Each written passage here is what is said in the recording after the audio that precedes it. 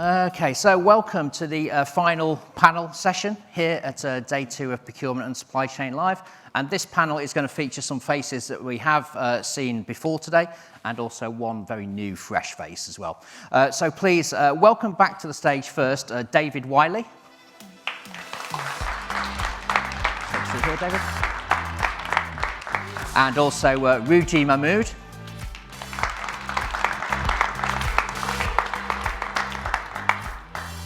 And new to the stage today, Sheldon Maidat, who's CEO of Supplier.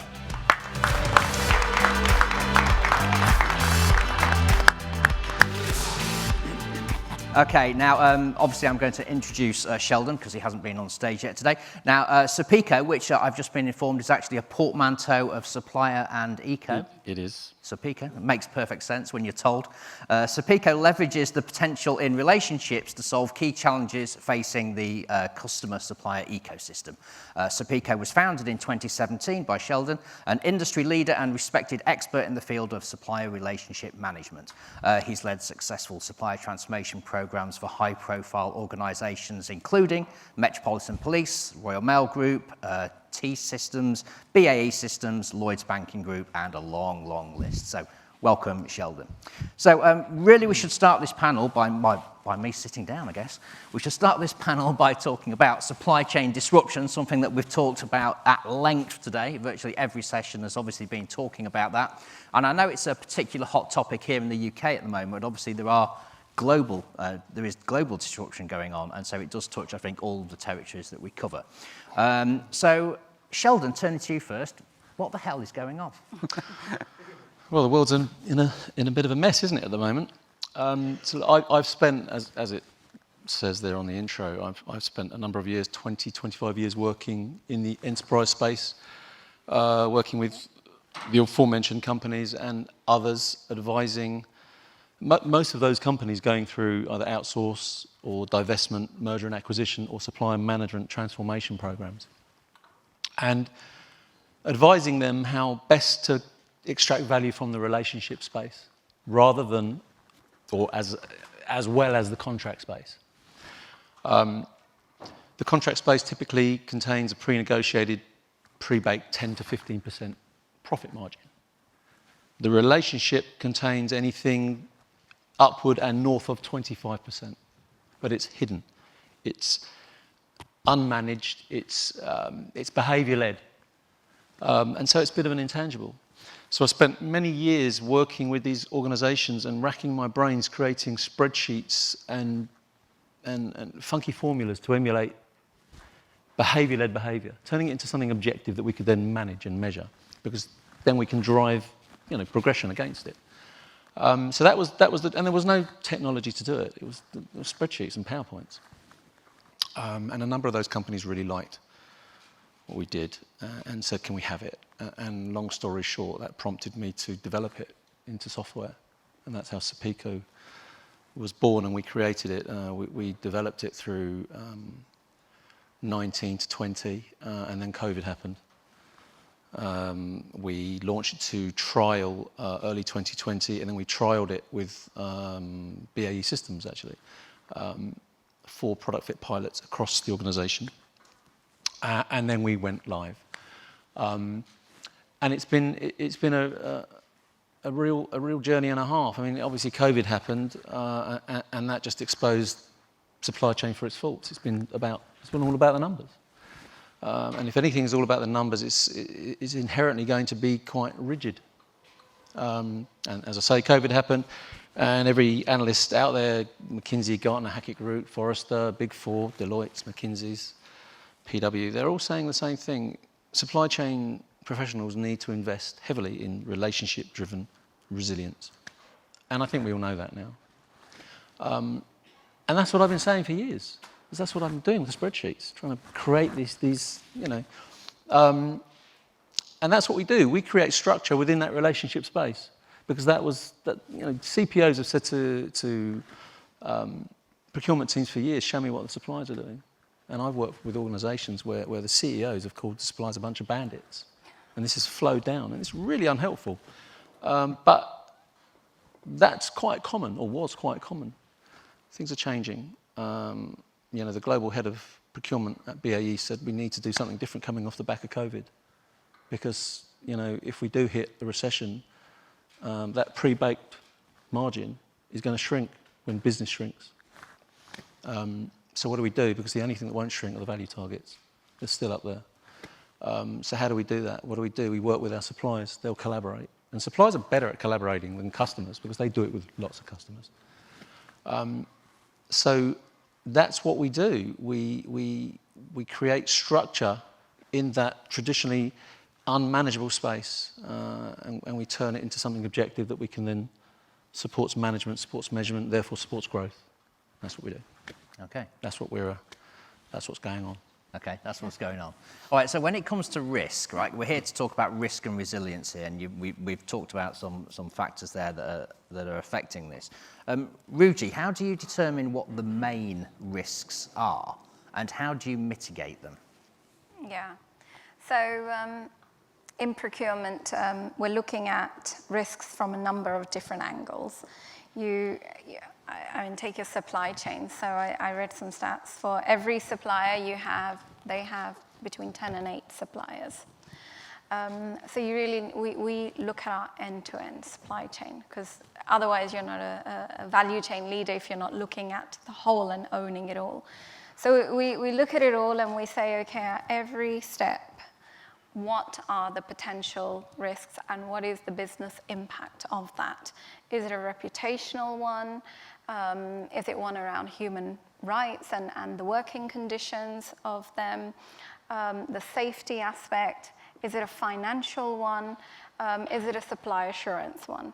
So, procurement's 5 rights really, and then pushing that all the way down the supply chain. So for us, it's really mapping all of them, identifying which ones have the biggest impact. There's only so much we can do. So really prioritizing and synchronizing, and working with our partners, because that's what they are, our suppliers, they're our partners, working with them to help them understand what are our expectations, the why behind it. It's also helpful for them, so that we're not having to do the full work. We're working together on this and improving it right the way across. And for that, sometimes the bigger company has to do an amount of investment in terms of education and training. And then what you get at the end of it is really a partnership in risk identification and mitigation, management and mitigation, really. I mean, it's just a build I think I'd put on that. I mean, I totally agree with that. And we very much sort of segmented some of our risks as well. And we have a risk group that sits down weekly to look at, where are the big supply chain risks coming from. But I think to Sheldon's point, there's something about really understanding, what pinch points are your suppliers in as well. And really understanding about, what risks are they facing and trying to understand some of that. Because, if I take, chemical supply is a very critical part of the water treatment industry, as you might expect. And a very, challenging marketplace. I think talking to some of our chemical suppliers about the issues that they face and how we can help with that, whether that's shifting our delivery time is a very simple one, but that made a big difference through COVID, where we use a lot of liquid oxygen. Hospitals obviously started using a lot of liquid oxygen, and getting that balance between what was needed at the NHS versus what was needed in water treatment. Actually, we work very collaboratively to work that through. So I agree with you. Yeah, I mean, in terms of helping out your suppliers, I assume that you've got to take that long-term view, right? Because you want those quality suppliers that you rely on. You need them to stay in business effectively. You need them to continue to be a supplier. So, what kind of measures can you take to help them out in the toughest of times? Yeah, I mean, I absolutely agree with that. And it's not even that you need them to stay in business. I mean, clearly you do. But you also need to assure supply for your organisation versus others. And I said in my presentation earlier, this principle of that shift from, the buyer has the power to actually the seller has the power, I think we're starting to see in quite a lot of marketplaces. So what do we look at? I mean, I think it's about trying to understand the friction points for the supplier. So for some of them, it might be, how can we help them with, storage space? How can we help them with payment terms? How can we help them with visibility of demand coming through? How can we help them with sort of joint procurement strategies, whatever it might be? But I think it's very individual to the supplier, and I think it's about having those conversations with the suppliers where you really work out, what's driving them, how are they struggling, how can you help? And in a lot of instances you can, in some instances you can't. But as Sheldon said at the start, that relationship piece has become far, far more important and will do from here on in, I think, because that's what's going to drive resilience, and that's what's going to drive, a better ecosystem of you and your suppliers. Just building on the ecosystem point, I think we have to be more responsible about how we're designing those category strategies, or if it's a savings initiative or whatever the projects are, really looking at it from an ecosystem perspective. So yes, we want to create competitive advantage, but is that creating disadvantage somewhere down the supply chain?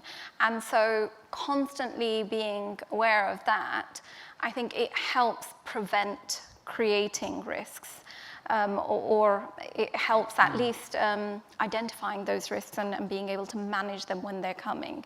And so that piece is something that, so a simple example is looking at emissions. You can simply change how you set up your suppliers and consolidate them, and leverage and all of those great things to get better pricing. But is that then having an impact in terms of the carbon emissions that will generate? Because then that is also a business risk. So it's really coming back to the 3 points that I made around, at least for me, the 3 points that I made around growth, profitability, and protection. There's risks across all of them, and completely agree with you about the partnership. So once the contract's in place, continuously investing in those partners, because that is a part of your workbench, right? There's a lot of performance surplus in the supplier side that we simply don't extract. We pay for the goods or the services, and that's it. And sometimes the goods and services isn't also delivered to the spec, right? But apart from what we're paying, we put a lot of investments in terms of the time from the staff, the procurement teams, the stakeholders. And so that additional investment going into the suppliers, we never extract that. And they have a lot more to give. I'd actually, if I may, I'd go one stage further with risk and say we're well beyond risk. We are completely into issue. We've got so many, with the pandemic, pingdemic, Suez, displaced container ships, throttle capacity, inflation, they're all completely related. Obviously, haulage, the haulage, and then there's the fuel. I mean, the list goes on and on. We are well into issues. And I think that if we focus on risk as a point of entry, then we are missing something, because risk is if you focus on relationship, it informs the risk. If you have a great relationship, if you have a healthy relationship, productive relationship, it will inform risk, in that it will reduce risk, because it will foster a more collaborative, engaging relationship, which involves looking at risk and facing challenges. And at the end of the day, a good relationship's only really tested through a crisis, really. That's when you really know who your friends are. Yeah. But I think we're in this firefighting mode at the moment, and we're talking about risk. We should be talking about issues. There's two lines of thought. One, risk is about looking at the future, how to be more resilient in the future. And then you've got issues, which is all about the now. How do we get ourselves out of this position? And I think it's a conflation of the two different lenses. And nobody has the answer to that yet. And no one's going to sit on this stage and say, right, this is what we've got to do. Because these things are coming at us from left field all the time. So we don't really know what we've got to do. So clearly that's how we approach it, is to be more resilient, but to admit that we don't have all the answers yet. Anyway. David, you were going to make a point? Yeah, well, I was going to say, I mean, I think some of the things, I mean, I totally agree with that split, actually. There are things happening now in risk you see, and having better relationships, you get a better view of your risk for sure. But I think some of the things that you need to do, actually, they're only small things, but if you're having the right conversations with your suppliers, you pick them up. And I read a really interesting article from an HGV driver a couple of days ago, and he was talking about why he'd left the industry. And there were lots of reasons, it wasn't just one. But one of the reasons he said was that when he got to his delivery point, he was always treated appallingly. You know, no sort of welfare facilities for them, you know, had to wait around. If he was 2 minutes late, he got sent back. And it really made me think about, you know, a simple conversation probably could have sorted that thing out. And it really made me think about sometimes how we treat our suppliers. So, yeah, there are some big solutions needed for some of the problems we've got today, but there's some small ones too. And I think, you know, looking at what some of those small, easier ones to tick off might be, might just help us. Yeah, and that's interesting because something like that is just, that's not going to show up in any data or on any spreadsheet or anything else.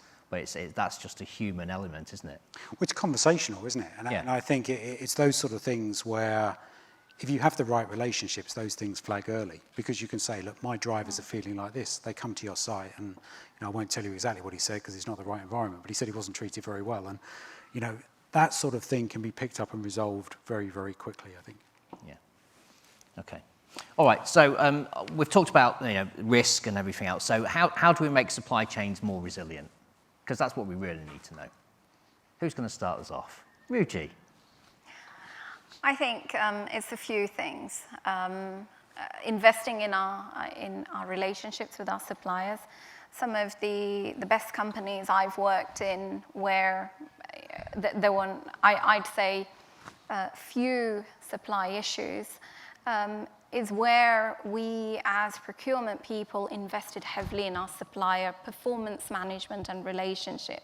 So those regular conversations with suppliers, regular check-ins, meetings at quarter end to say, how did the last quarter go and what are we planning for the next quarter? What can we learn? What can you learn? It's not just the spreadsheets with your OTIF and your cost and all of that. It's really everything else. How you work together once there is a risk to do the root cause analysis and then identify the solution and putting it in place. So that helps because those suppliers are there for you when you need them to be there. And also you've invested in, they know what your safety standards are, what your expectations are. So you've brought them along in the journey. The second I would say is investment in our own people, in our own talent, and how we measure, because how we measure matters. If we're going to measure our procurement team purely on cost savings, well, guess what? They're only going to focus on cost savings. So measuring also on how they're managing risks and ongoing contract compliance, ensuring there's no leakage in that, ensuring they're managing the supply performance, they understand how to quantify and manage risk. These are essential. And then lastly, I'd say systems. There are a lot of amazing technology out there that can help us track, map, quantify. Through machine learning, you can do scenario planning and you can really put valuations against it to say, this is what it looks like. There's a lot of analytics tools out there that can do that, predictive analytics, and really take lots of different data points and tell you what's happening potentially in the supply chain.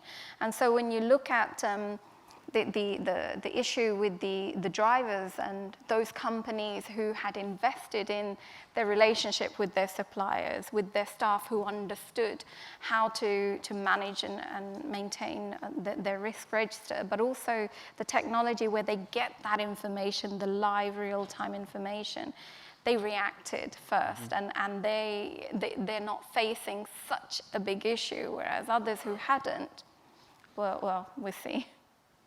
Well, bearing that in mind, if we're essentially saying here that organisations need to show a bit more love and attention to their suppliers, you know, spend more time with them, ring them up, see how they're doing and everything else, does that inevitably mean that organisations are going to think, right, well, we've got 10,000 suppliers. the only way that we can really manage these relationships properly and show them the proper care and attention is to reduce the number of suppliers. I'd almost argue you might push the other way, but I think it's back to segmentation, isn't it? I don't think you need an amazing relationship with every single supplier you've got. I think it's really about working out, what are the really important ones that make your business tick. And, we've been in a world, procurement convention is rationalise suppliers. Yeah, that makes sense. Fewer suppliers. I think actually building optionality and building flexibility in our supplier ecosystem is going to be a much bigger part of the future. I think what it will mean actually is more commitment to suppliers. And I don't know, I've worked in a number of big organisations. None of them have been great at committing to suppliers. You give them a sort of a zero value framework and, you call off stuff as you go. I think that's going to have to change. I think we're going to have to get more used to giving commitment, because when people have commitment, they can invest, they can plan properly. And I don't think procurement as an industry has been good at doing that in future. So I'd actually see not necessarily that contraction, I'd see maybe an expansion, but in those suppliers that are really, critical to your organisation. Yeah. Sheldon? Customer of choice. 3 favourite words of mine. And actually, this was something that BAE Systems really doubled down on. They wanted to drive a customer of choice environment, in that if they gave the suppliers a voice, not just a platform that would enable their suppliers to see what they're saying about them, they could see some KPIs and all that stuff. They wanted to create real value for a real platform. And this could be it doesn't have to be ours. This is their approach to driving customer choice. They wanted to create a platform that suppliers could have a voice, could critique, could really, I think, I can't give actual examples. I will give an actual example. An electronics company that was attaching chips to boards. This led to an innovation that really reduced cost and speed of that manufacturing assembly process. Because of the open and equitable relationship that was shared, the savings from that innovation were passed straight through to the customer. That only happens if you've created an atmosphere that allows for shared R&D. And that's a classic example of shared R&D. With the research and development of the team, the cost involved in driving that, and as well as that, you've then got the value at point of sale from such innovation once it's handed over. So there's so much opportunity there. So customer of choice is really, really important. In terms of driving resilience, again, that's about meaningful collaboration, which is the same thing. It's all part of the same cake, if you like. It's all part of the same thing. And meaningful collaboration, which goes to the point that you made as well, about sharing information and this ecosystem of intelligence. The higher up you go within a system, the more unstructured the data becomes. The lower down, the more systemic you become, the less collaborative the data you are, the more coordinated, logistical type of data, systemic data. And that's how supply chains always operated. It's been quite binary. Modern processes, modern systems. So I sat on a call with the New York Supply Chain Federation. And there were some big vendors in there, yard management, software, the different parts of the life cycle ending up in this, all these people culminating in this call. And I said to them, well, you've got this fantastic software that tracks the freight process, the logistics, all the way to yard, including pallet management. But what happens, what do you do to get your information the next day where you've got a container that's displaced because of something like COVID? And he said, well, we don't do that. It's all about this logistical process that we run for our goods and services. And that's the missing link, which is what you referred to. It's bringing this other data in That's true resilience. It's bringing other data in, and true collaborative data is also conversational data. It's partnership conversations. And it's so valuable, and it's harnessing that data, bringing it all together, which is what we do, by the way. We work with that unstructured data, we bring it all together, and that's true resilience. And that's the point you were making about having that simple conversation as well, wasn't it, with potential suppliers or with suppliers? Yeah, it is, but it's also about having the right sort of people to have that conversation. And I think, again, if you think of the sort of the challenge of the evolution of the industry is it hasn't come from a home of really, really collaborative people in general. And, we all talk about partnerships, and you must know it's the most bandied around kind of phrase in sort of procurement and supply chain, isn't it? But actually, I think there's a whole bunch of different people we're going to need who are kind of creative, collaborative, good, strong business people that can sit alongside suppliers and understand, as I say, pinch points, what they're trying to achieve, how we can help them. And you start to, flush these things out much easier. I'm not sure that the industry's flushed with all of those people at the moment. There's probably got a lot of contract management people, but far less relationship management people. Yeah. If I could just add one more point. I think the other thing is around shared risks. So it's great to become customer of choice, but also if our suppliers understood the impact of that risk. So if there was a product a supplier was making which went directly into the COVID vaccine, and the supplier understood that if they delivered that late or wrong quality, the impact it would have, I think they'd really ensure that there was no risk there. So really sharing that output, and this is the final product, and that helps the supplier really understand the importance they play in that end product, in what you do and the market that you serve. And they become much more a part of that journey, and really also own part of that risk. And when you share and own the risk together, you can be more resilient. It's much easier, evenly spread across the supply chain. Okay. Look, I do have some more questions of our own here. Are there any questions from the floor before we move on? I will come back later at the end of the session as well. Okay, we've talked about the supplier relationship quite extensively there.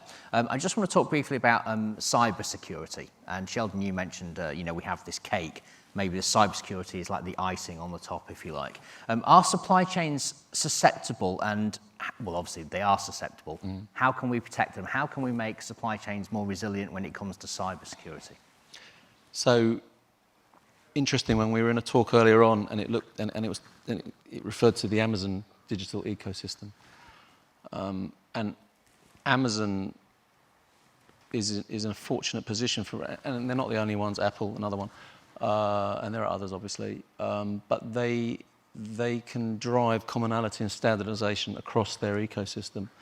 Supply chain digital ecosystems, which are obviously increasing in complexity, supply chain ecosystems, that are becoming increasingly digital because they need to be digital to drive resilience, but that brings with it a plethora of different interfaces, and they're not standardized, so that they become opportunities for criminality. So it's a big issue, and what can we do about that? It's not as easy as driving a standardized approach in the way that Amazon would, because a lot of the players within those ecosystems they couldn't afford to do it. But there is a good case for driving a minimum framework, a type of framework or minimum standards for security across all of the different interfaces. Who manages that? Is it ultimately the customer? Is it something that becomes legislated? I don't know. But that is something that would need to be looked at as these ecosystems become ever more digital and ever more complex. And then obviously you've got the other end, you've got ransomware attacks on customers, et cetera, et cetera. So it's a growing threat. And obviously, David, I mean, you're in the water industry. and that's obviously, you know, critical. So how is cyber security affecting you? Well, I go back to the conversation we've just had. I mean, I think there's something around standardising, so setting the levels. I mean, we work very closely with our suppliers to make sure that, you know, when we bring them on board, if they're interfacing with our systems, we run a lot of checks to make sure they're of a particular standard. But equally, it's about supporting people to get up to that standard. You know, it's back to this whole principle of it's very easy to, you know, disaggregate people from your organisation by setting these standards and not helping them. So, you know, we do a lot looking at, you know, who's interfacing with our system and how do they interface. But I think, you know, about bringing the general industry up at the same time. And Ruji, cybersecurity? Yeah, I agree with both of what they said. You know, there's you've got to be careful not to standardize it too much that you end up alienating them, and you have to give it an opportunity. So working closely with your IT teams to ensure that the security levels are there with your legal team and contract, but also, again, investment in the team, in the people, and that digital capability so that people are able to identify, because you're not going, it's the user at the end of the day who'll be interfacing with that technology. So I think that's also very important, who you're employing. Yeah, absolutely. Okay, look, we're going to talk briefly about the future, because I see that we are starting to get over time here as well. And we've touched on some of the things that we can do to maybe, you know, mitigate risk and, you know, the role that digital and technology may play in this. So what does the future look like to you? Let's start with Sheldon, actually. In terms of like the next 18 months to 2 years, how do you see risk and resilience evolving within supply chain? I see ongoing disruption, so there'll be ongoing firefighting, because I don't think, although COVID is becoming, to use the C word, sorry, although it's clearly going to be something we're going to be living with and that will become an ongoing managed situation, there are still outbreaks happening. They're causing ports to close over in China, for example. That's causing huge knock-on effects. So there's an element of firefighting ongoing, inflation disruption in California as well, with ships queuing up at port. So I think we'll continue to look for ways to share information. They'll, as I've described, to give some advance warning, so we can actually prepare for more of the same, but almost in a BAU, because this may be the new normal. I don't know. None of us does.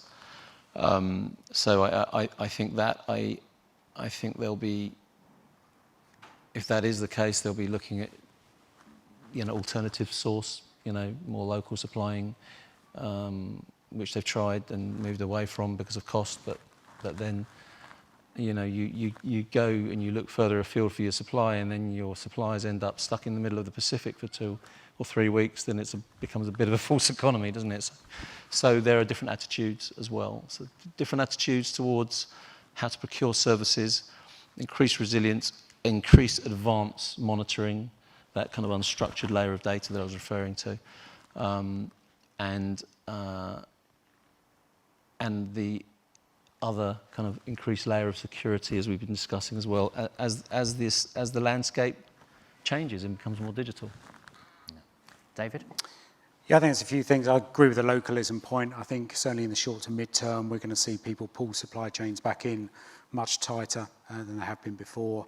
Particularly, I think, as we see how the sort of China situation falls out in terms of, you know, COVID origins and all the rest of it. I think there'll be, you know, there's certain consequences to that. I think we might see a little bit more state intervention. You know, we can certainly see that in sort of more critical marketplaces.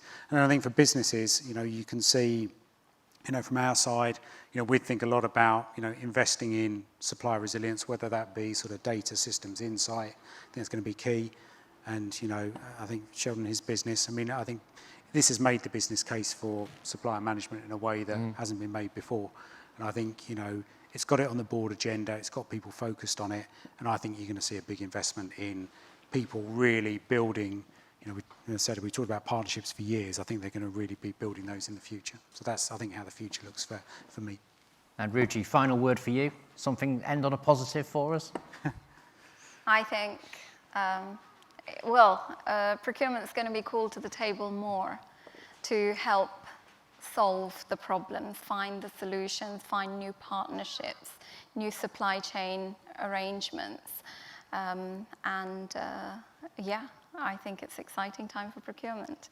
Opportunity for procurement to really make a difference. Yeah, quite agree. Mm-hmm. Yeah, perfect way to end. Opportunity and exciting. I think that's two good words to use. Okay, we're going to end it there. Unless there's any burning questions from the floor, speak now or forever hold your peace. Okay, then please join me in thanking David, Ruji and Sheldon. Thank you. Thank you, guys. Okay, and that is, as they say, is a wrap for day 2 of Procurement and Supply Chain Live, brought to you by Bisclick Media Group in association with our headline sponsors, Interos and Syrian Labs. I hope you've enjoyed the incredible content as much as I have today and yesterday, and I want to say a big thank you to all of our speakers and our panellists still on stage here. But remember, we still do have more. We've got one more day of great regional sessions for you tomorrow, starting bright and early with content tailored to the Asia-Pacific region, then EMEA and North America. So there's all that to come tomorrow. And some of the speakers, I will just name check a few of them. We have Sherry Heinisch from IBM, Eric Lavelle of T-Mobile, Daniel Weiss of BCG, Jennifer Bishegli of Interos, Mark Wojtek of Syrian Labs, Javette Hines of Citi, and Suketu Gandhi of Kearney. So don't miss it. Tune in tomorrow for day 3 of Procurement and Supply Chain Live. And bye for now. Thank you.